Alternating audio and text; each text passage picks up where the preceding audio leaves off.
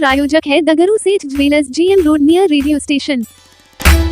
दरभंगा के समाहरणालय में अवस्थित अम्बेडकर सभागार में जिलाधिकारी की अध्यक्षता में राष्ट्रीय प्रेस दिवस पर कार्यक्रम का किया गया आयोजन। शनिवार को दिन के 12 बजे दरभंगा के समाहरणालय परिसर में स्थित अम्बेडकर सभागार में जिलाधिकारी राजीव रोशन की अध्यक्षता में राष्ट्रीय प्रेस दिवस कार्यक्रम का आयोजन किया गया। कार्यक्रम का शुभारंभ जिलाधिकारी के द्वारा दीप प्रज्वलन कर किया गया। इस कार्यक्रम में वरीय पुलिस अधीक्षक जगुनाथ रेड्डी, जला रेड्डी, उप विकास आयुक्त चित्रगुप्त कुमार, अपर समाहर्ता आपदा सलीम अख्तर, अपर समाहर्ता विधि व्यवस्था राकेश रंजन, अनुमंडल पदाधिकारी सदर विकास कुमार, उप निदेशक जनसंपर्क सत्येंद्र प्रसाद एवं कई वरिष्ठ मीडिया प्रतिनिधि इस कार्यक्रम में शामिल हुए। इस अवसर पर जिलाधिकारी ने कार्यक्रम को संबोधित करते हुए कहा कि दरभंगा में सभी कर्मठ पत्रकार बंधु कलम के सिपाही को राष्ट्रीय प्रेस दिवस के अवसर पर शुभकामना देता हूं। आज इस परिचर्चा में जो विषय वस्तु प्रेस की बदलती प्रकृति पर सभी पत्रकार बंधु ने विचार व्यक्त किया।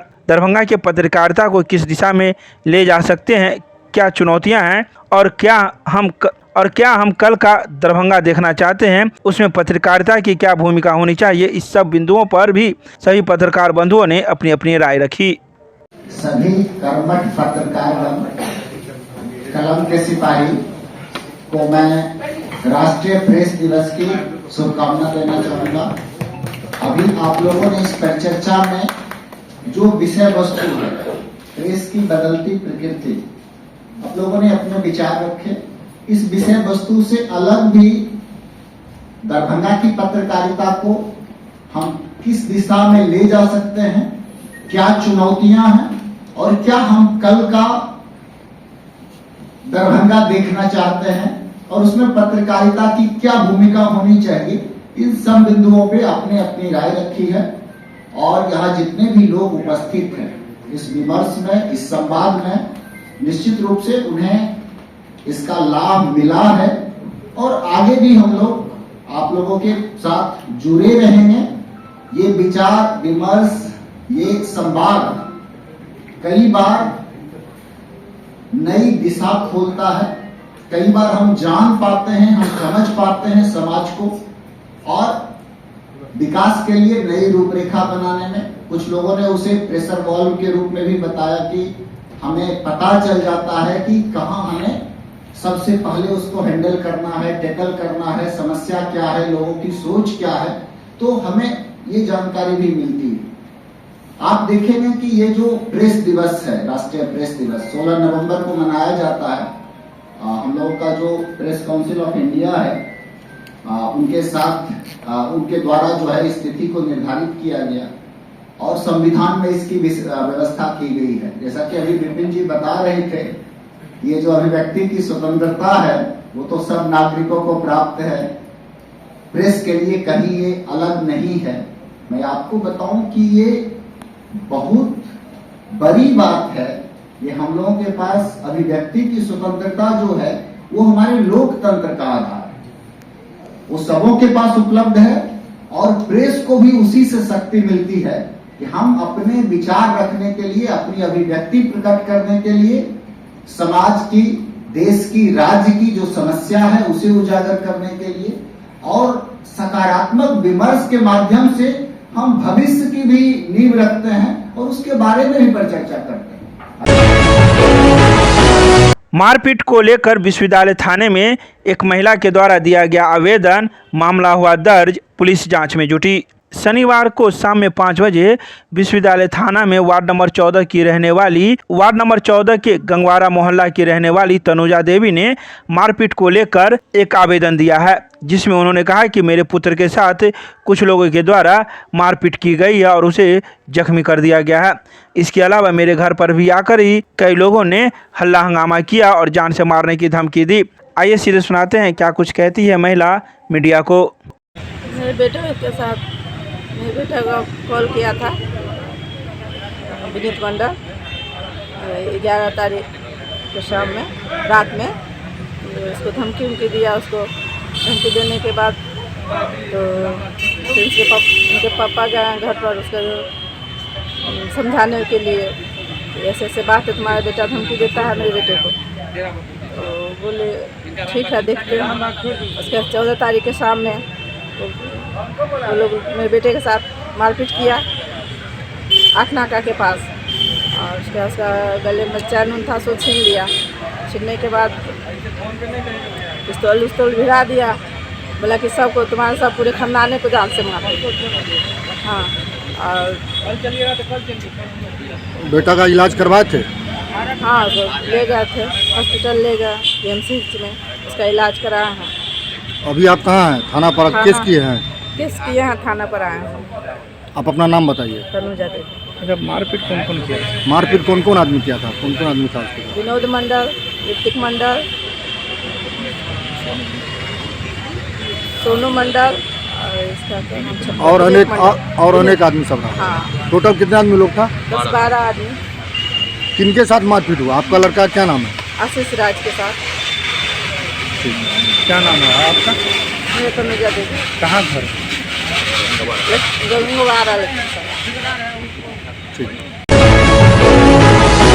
भारत में सनातन बोर्ड की स्थापना को लेकर आक्रोश यात्रा मंच के द्वारा निकाला गया मार्च। शनिवार की शाम 6 बजे आक्रोश यात्रा मंच के तत्वावधान में विश्व हिंदू परिषद के सह जिला मंत्री राजीव प्रकाश मधुकर की अध्यक्षता में सनातन बोर्ड भारत में लाया जाए, इसका आह्वान किया गया। इस मौके पर विश्व हिंदू परिषद बजरंग दल द्वारा भारतीय जनता पार्टी युवा मोर्चा एवं अन्य संगठन के सदस्यों ने श्यामा माई मंदिर परिसर में एकत्र होकर भारत देश में सनातन बोर्ड लाया जाए, इसके लिए सभी कार्यकर्ताओं ने मार्च पास्ट निकालकर आह्वान किया। यह आह्वान पूरे देशवासियों के लिए है।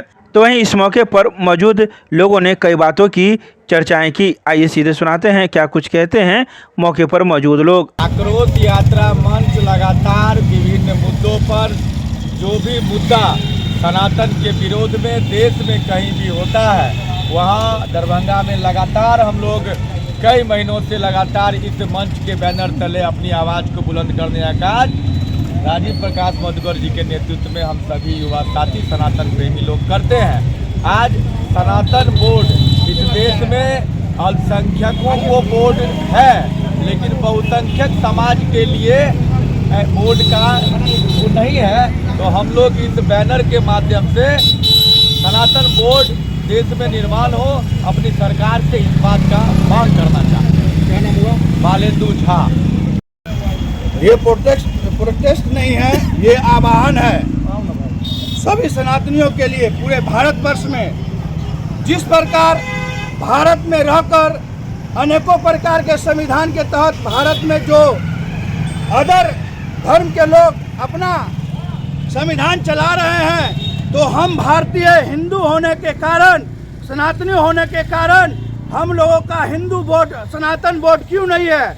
आज दिल्ली में हमारे सभी संतों के आह्वान पर इस मांग को लेकर बहुत बड़ी जनसलाह उतरी है, और हम लोगों के माध्यम से आक्रोश यात्रा मंच जिला दरभंगा की ओर से विश्व हिंदू परिषद, बजरंग दल, भारतीय बीजेपी युवा मोर्चा और राम सेना, अनेक प्रकार के सभी दल की ओर से हम लोग आह्वान करते हैं दरभंगा वासियों के लिए, मिथिला वासियों के लिए, कि घर घर से निकलिए, घर घर अलख जगाना है और भारत में सनातन बोर्ड को लाना है। इसी मांग को लेके हम लोग आज आह्वान करने के लिए निकले हैं।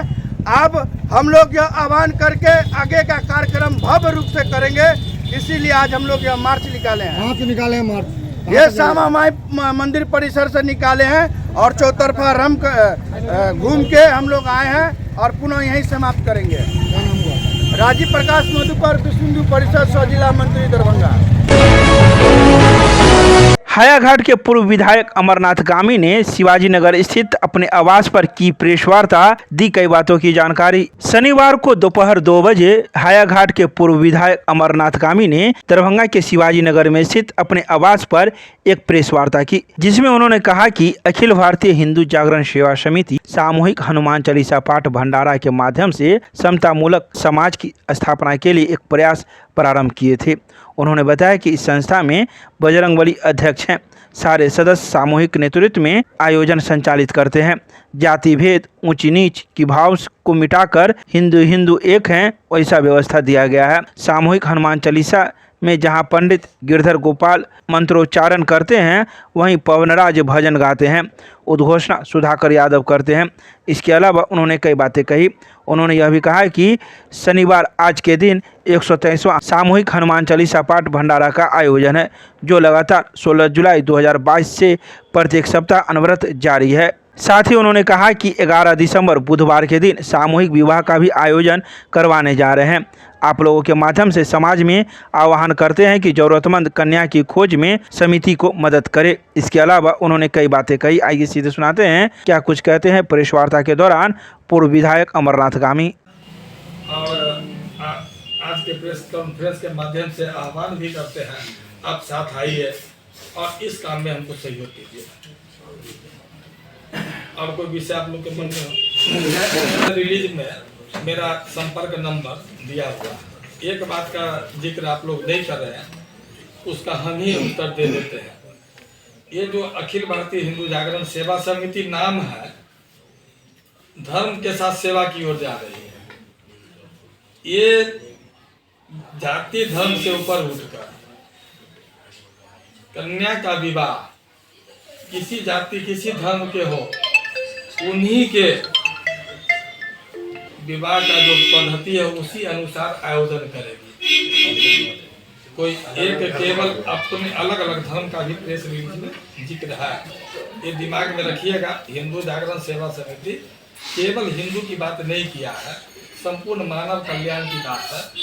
अगर हमारी अन्य धर्म की भी बच्ची उस लायक होंगी, उनका भी सामूहिक विवाह का आयोजन में सारी सुविधा दी जाएगी। उनका पूजा पद्धति के अनुसार उनके विवाह व्यवस्था जैसा को वैसा ही व्यवस्था दिया जाएगा। दूसरा, जो अभी डायग्नोस्टिक सेंटर जो काम करेगी, पूरा मानव कल्याण के लिए है, किसी एक जाति धर्म के लिए नहीं करेगा। मात्र 2 निबंधन है, इसलिए आप लोग से आग्रह करने के लिए कि 200 कैसे पूरे, उसमें मदद। लक्ष्य कितने का रखा? अब जितना ला के दीजिएगा उतना काम कन्यादान करवा देंगे। एक सप्ताह आयोजन से पहले अगर दिसंबर के 2-3 तारीख तक हमको अगर कन्या का नाम दे देते हैं। अपने मिथिला में क्या है कि इस तरह का चलन नहीं है। मिथिला से बाहर सैकड़ों कन्या का विवाह होता है, लेकिन मिथिला क्षेत्र में लोग शर्माते हैं। हम बड़े पैमाने पर इसका आयोजन करना चाहते हैं और लोग को प्रशस्ति पत्र से विवाह का जो पत्र जो क्या कहते हैं पंजीयन का, हाँ, मैरिज सर्टिफिकेट हम देंगे। अंतरजातीय विवाह जिनका होगा उनको जो सरकारी सुविधा मिलेगी उसमें भी हम सहयोग करेंगे। अगर मेरे संस्था के माध्यम से किसी का अंतरजातीय विवाह होता है तो सरकार का जो सुविधा है अंतरजातीय विवाह में उनको प्राथमिकता मिल जाएगा। तो यही विशेष आग्रह है। और एक तिथि भी निर्धारित किए हैं क्या? किस कोई एक तिथि? दिन बुधवार। स्नातकोत्तर क्रीड़ा परिषद बना। इंटर कॉलेज पुरुष क्रिकेट प्रतियोगिता का चैंपियन।